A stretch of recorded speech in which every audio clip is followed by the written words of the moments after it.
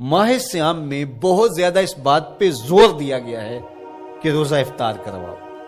اپنے گھر میں بیٹھ کر کے روزہ افطار کر لینا یہ بھی سعادت مندی ہے، روزہ نصیب ہو جائے.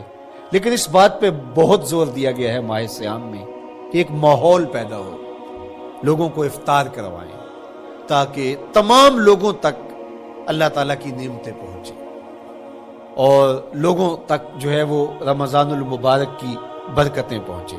تو ارشاد فرمایا وَمَنْ فَطَّرَ فِيهِ صَائِمًا، جس نے روزے دار کا روزہ افطار کروایا، کَانَ مَغْفِرَةً لِذُنُوبِهِ، تو وہ افطار کروانے والوں کے گناہوں کی بخشش کا ذریعہ بن جائے گا. یہ افطاری گناہوں کی مغفرت کا سبب بن جائے گی.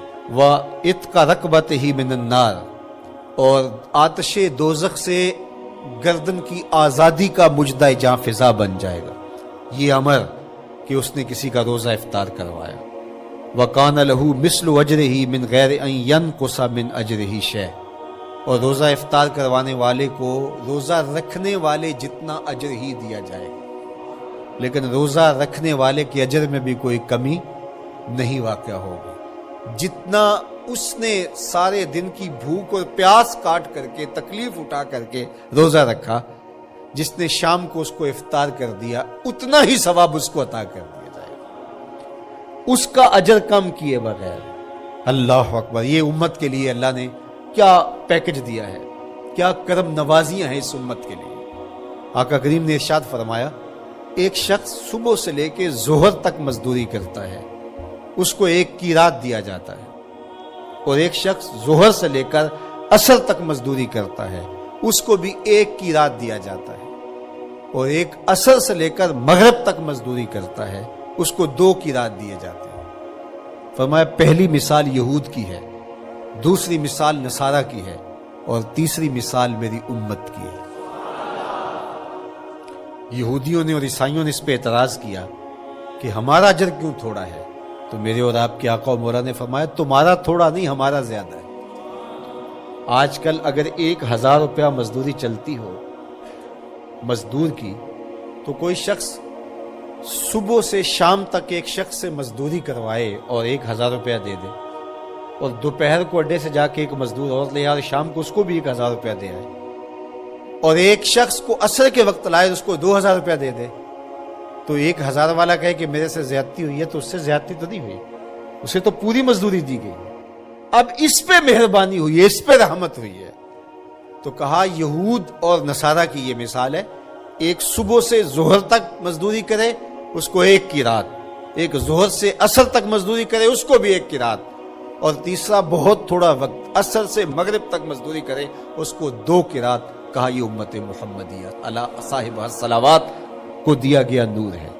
تو ایک شخص نے سویر سے لے کر شام تک روزہ رکھا، بھوک کاٹی، پیاس کاٹی، سخت شدت کی گرمی سہی، اور ایک شخص نے شام کے وقت اس کو روزہ افطار کروا دیا. اور سنو حضور علیہ الصلوۃ والسلام کا فرمان، جب حضور نے فرمایا کہ اس کو پورا اجر ملے گا پہلے کے اجر کو کم کیے بغیر، تو صحابہ کا تو دل تڑپنے لگا کہ یہ کتنی بڑی بات ہے. اب آپ جانتے ہیں کہ یہ زمانہ ایسی معاشی خوشحالیوں کا نہیں تھا، لوگوں کے پاس تو نان شبینہ بھی میسر نہیں ہوتا تھا. تو صحابہ نے جو سوال کیا، قالوا یا رسول اللہ صلی اللہ علیہ وسلم، انہوں نے کہا اے اللہ کے پیارے رسول صلی اللہ علیہ وسلم، لیسا کلنا یجد ما یفطر الصائم، ہم میں سے تو ہر بندہ یہ طاقت نہیں رکھتا کہ روزہ دار کو روزہ افطار کروا دے. تو یہ اتنی بڑی سعادت، تو یہ تو پھر اہل زر ہی یہ سعادت حاصل کر پاتے ہیں. ہمارے جیسے لوگ تو پھر جو مال و دولت نہیں رکھتے تو وہ تو پھر یہ سعادت نہیں حاصل کر پائیں گے. تو میرے اور آپ کے آقا و مولا نے کیا فرمایا؟ قال، حضور نے ارشاد فرمایا یؤتی اللہ ھذا الثواب، یہ ثواب اللہ اسے شخص کو بھی عطا کرے گا. من فطر صائما علی مزقۃ لبن او تمرۃ او شربۃ من ماء، فرمایا کہ یہ اجر اللہ اس کو بھی عطا کرے گا جس نے کسی کا روزہ 1 گھونٹ دودھ سے کھلوا دیا، یا 1 کھجور سے کھلوا دیا، یا پانی کے 1 گھونٹ سے اس کا روزہ افطار کروا دیا، لازمی نہیں ہے کہ دسترخوان سجا ہو، انواع اقسام کے کھانے پڑے ہوں اور وہ افطاری ہی افطاری قرار پائے گی۔ جس نے کسی کو وہاں باہر ٹوٹیوں سے پانی کا گلاس بھر کے، کٹورا بھر کے سادہ پانی بھی پیش کر دیا تو اس کو بھی ثواب مل جائے گا۔ کتنا ثواب ملے گا؟ پورا روزہ رکھنے کا ثواب اس کو ملے گا۔ کتنی رحمتوں کی لوٹ سیل لگی ہے۔ کوئی ایسے بھی بانٹتا ہے، کوئی ایسے بھی کرم نوازیاں ہوتی ہیں، لیکن میرے رب کے خزانے کتنے کھلے ہیں۔ میں نے مدینہ المنورہ میں ایک شخص کو دیکھا کہ وہ روزے کے وقت وہاں سے ہی گلاس لیتا اور زمزم سے بھرتا اور روزہ داروں کے آگے رکھتا چلا جاتا، اور روزانہ اس کا یہ عمل ہوتا۔ نماز عصر کے بعد شروع ہوتا، جتنی اس کی پہنچ ہوتی ہر ایک کے آگے رکھتا چلا جاتا۔ پانی بھی وہاں سے لیا، گلاس بھی وہاں سے لیا۔ اللہ اکبر! فرمایا دودھ کا ایک گھونٹ یا پانی کا ایک گلاس یا ایک کھجور اس نے کسی کو پیش کی اور اس نے اس سے روزہ کھولا، اللہ کے محبوب فرماتے ہیں پہلے کے اجر میں بغیر کسی کمی کے اس کو پورا پورا ثواب روزے کا نصیب ہوگا۔ اللہ اکبر!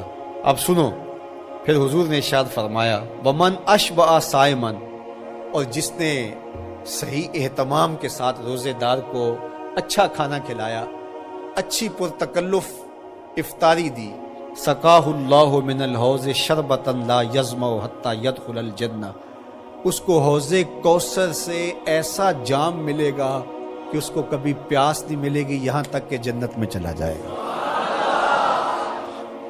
اللہ اکبر! اس کو کوثر کے جام نصیب ہو حشر کی گرمی میں۔ اور آپ کو معلوم ہے، علماء سے آپ نے بارہا سنا ہوگا کہ جام کوثر جس نے ایک بار پی لیا پھر 50,000 سال کے دن میں اس کو دوبارہ پیاس نہیں لگے گی۔ یہ جام کوثر کی خصوصیت ہے۔ فرمایا وَهُوَ شَهْرٌ أَوَّلُهُ رَحْمَةٌ، یہ وہ مہینہ ہے جس کے پہلے 10 دن رحمت ہے اور اس کا درمیانی عشرہ مغفرت ہے، وَآخِرُهُ عِتْقٌ مِّنَ النَّارِ، اور اس کا آخری عشرہ جو ہے وہ آتش دوزخ سے نجات کا ضامن ہے۔ فَاسْتَكْثِرُوا فِيهِ مِنْ 4 خِصَالٍ، کہا کہ 4 کام اس مہینے میں کثرت کے ساتھ کرو۔ خصلتان ترضون بہما ربکم، 2 کام تو وہ ہے جس سے تم اپنے رب کو راضی کرو گے۔ وخصلتان لا غنا بکم عنہما، اور 2 کام ایسے ہیں کہ ان سے بے نیاز نہیں ہو سکتے تو وہ تمہیں کرنے پڑیں گے۔ اما الخصلتان اللتان ترضون بہما ربکم، وہ 2 خصلتیں، 2 کام جن کے ذریعے سے تم اپنے رب کو راضی کر سکو۔ فشہادت اللہ الہ الا اللہ، وہ گواہی دینا ہے لا الہ الا اللہ، وتستغفرونہ، اور تم کثرت سے استغفار کرو، اللہ سے بخشش مانگو۔ یہ 2 کام تم نے کرنے ہیں۔ وَأَمَّا الْخَصْلَتَانِ اللَّتَانِ لَا غِنَىٰ بِكُمْ عَنْهُمَا، اور وہ چیزیں جن بغیر تمہیں چارہ نہیں ہے۔ فَتَسْأَلُونَ الْجَنَّةَ وَتَعُوذُونَ مِنَ النَّارِ، اللہ سے جنت طلب کرو اور دوزخ سے پناہ مانگو۔ تو یہ 2 کام جو تمہاری ضرورت ہے تم اس مہینے میں کثرت کے ساتھ کرو۔ تو یہ مہینہ رحمتوں کی لوٹ سیل کا مہینہ ہے، یہ کرم نوازیوں کے امٹتے ہوئے دھارے ہیں، یہ سیل رحمت ہے جو کہ من کی سیرابی کا سبب اور ذریعہ ہے۔ خوش نصیب ہیں جو ماہ صیام کو خوبصورتی کے ساتھ بسر